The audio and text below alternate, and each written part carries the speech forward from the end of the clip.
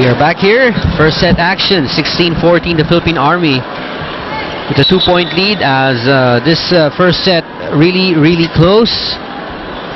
And itong Philippine Army just edging out this younger Ateneo squad when it comes to 50-50 plays. No? Yung mga 50-50 balls, doon nila nalalamangan itong Ateneo squad dito sa first set.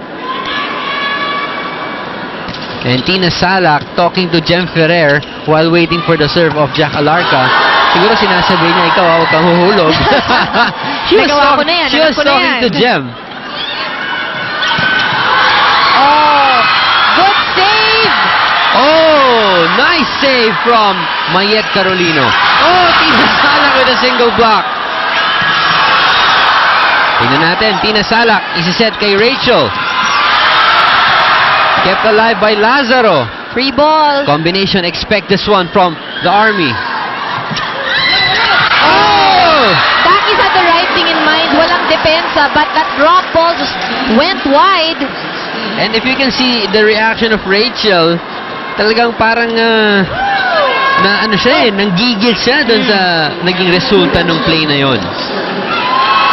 But she's still pretty. What can you do? Ang layo, no? Analysis of the game. Ang layo ng analysis mo, An. Ito ba ganyan? Si manager talaga. Babawi si Rachel. Hitting it down the line. You know what? That's what we also discussed in previous games, yung bawi factor. And we see that one question that you asked me, bakit ganun kapag ang player nagkamali, dire-diretsong nag-error. Yeah. And in this case, if you're an experienced player, that's when you see kapag nag-error, pagbalik niya, nakaka-point. Hindi nagtatagal na nakakagawa agad ng paraan, no? Oh, joust. Overpowering. Yes. Carolino and Bunag. Alam mo yung mga joust na ganyan sa net, yung 50-50 balls, talagang patibayan ng braso yan eh. Palakasan ng tulak. Oo. Upper body strength. That's it. Free ball to. Uy! Lazaro. Good read. Alright, it's the Army's turn to get a free ball. Ooh! Regalo kay Joan. Dug up by Alisa. Phil's off speed! And it works! Maturity has caught up with Phil. And today is also a good day for Ateneo's defense. Most of the attacks of the Philippine Army talagang they're able to get a good dig. We're tied at 17. Naku, overset yan. Oh, nice save by Z. Hervasio. Ganda ng palitan. Oh, hindi inabutan ni Tina. And John Buna gets stuffed by Ateneo's block. Tejada gives Ateneo a 1-point lead. 18-17 here in set number 1.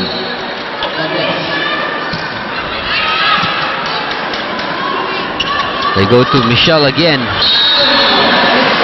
Why is it so hard to defend the Michelle Carolino outside hit? Well, ang taas nung leap niya. So Michelle can actually change the direction of her ball. You see her facing, for example, makikita mo cross court, but last minute she's able to actually change it and send it down the line.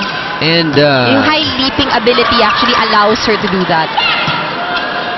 Plus the power. And it's not by chance that she shifts, no? Talagang, I'm sure she reads the... Yes. She has time because she's a high leaper. You see her with her hang time. So, it really gives her time to adjust. And probably scan the floor. Not a good play for the Philippine Army. Good attack from Kainget. Kept in play by Joan Bunag. Outside set to Phil. Another one of those long rallies. Ateneo winning this one. They're up by 2, 20-18. Kainglet so far with 33% success rate when it comes to attacks.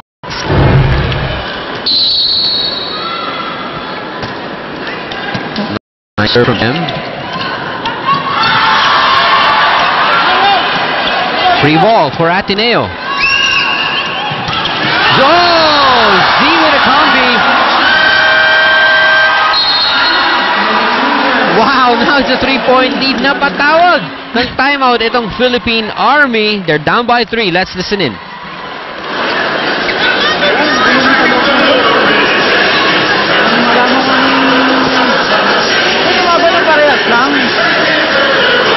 Malayo tayo sa kanila, lumalaban tayo ng isa lang. Yung mga palo natin, walang makarga. Tara!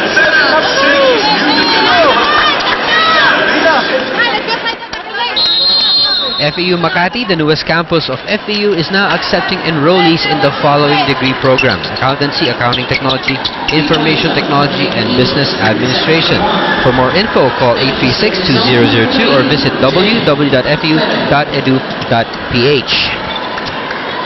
And another announcement, the Philippine Volleyball Arbiters and Trainers Incorporated, PVAT, will be conducting a national referees course on November 24 to December 1, 2, and 8 at the Imus Institute.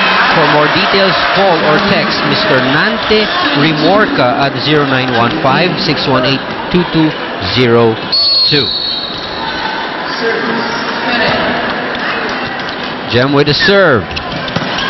Oh, net violation on Tejada. Well, Ateneo's had a good run. Yeah, they're all over the defense, blocking, offense. I mean, everyone is contributing That's inside true. the court. And they're up by 3. Tejada gets into the scoring picture. And I like what Jem Ferrer just did. Alam mo, nagkamali si Tejada, nag-touch na ng net sa block. Pinabawi niya agad sa opensa. And that really helps in building the confidence of your teammate, no? Shakey's, if it's fun, family pizza, it's gotta be Shakey's. Excellent serve. Oh yan, ang ganda pa ng serve ni Tejada. Oh, gets blocked. Alarca and Mayet Carolino. Read very well by the block of the Philippine Army. Tejada, right, I'm looking at her numbers. Wala masyadong attempts, pero in terms of success rate, she's at around 67%. So, wow. At least yung mga sineset up na bola sa kanya, she's able to convert them to points. 21-23, Army closing in on Ateneo. They need to talk things over. Coach Party Tupas with this timeout.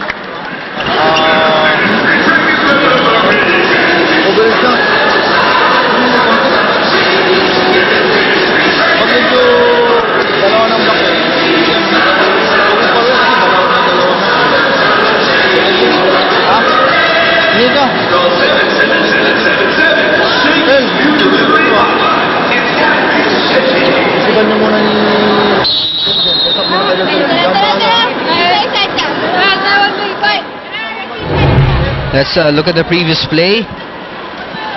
Papalo dyan si Rachel Ann. Ayan, masyadong malakas. At nakalusot sa block ni Gretchen Ho.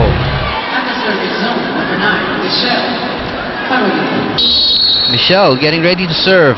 Her team is down by 2. What a serve from Michelle. Gretchen gets the set from Jem. Ayun na naman si Rachel. Off the block. Good defense by Army. Oh, poor setup. What happened? By Salak. Double violation called. It's very clear. Nag-spin yung bola. Dumulas.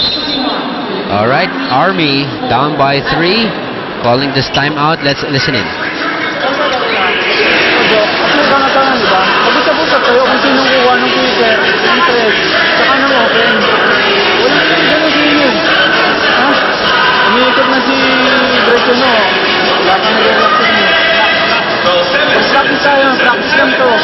Kayo ma-rated. Tara, enjoy lang natin yung game. Kaya pa yan,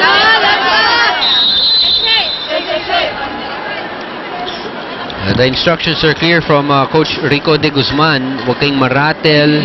Habulin natin yan. Down by 3. Of course, higher expectations here for the Philippine Army given that they have more experience over this Ateneo squad. Pero yun nga, everything is just really working here for Ateneo. Aliza gets blocked. Jack Alarca yan at Mayet Carolino. Philippine Army responding to Coach Rico coming from that timeout. And if you're a coach, yun yung gusto mo makita. What you wanted was you call the timeout to stop the momentum. Going back, your team creates a point immediately. Blocked again. Off the block, ayan na. Alarca. Umabol na itong Philippine Army. At palitan po ng timeout itong Ateneo. Ang magta-timeout, let's listen to Coach Parley.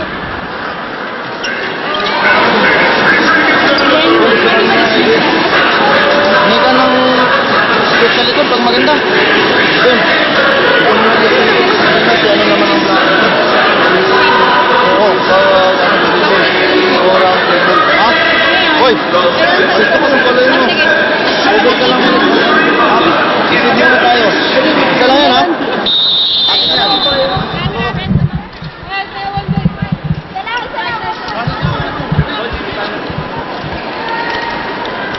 Alright, tignan natin.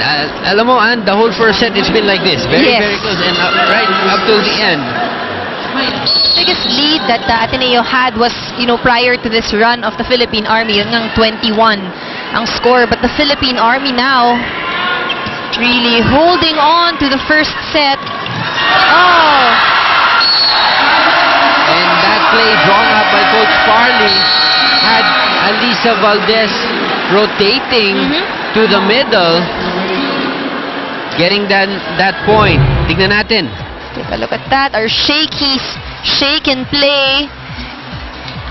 They were expecting triple block actually, going through a triple block. Pero nakalusot. So that's all that matters. They get the point. Ateneo winning the first set 25-23. We'll be right back.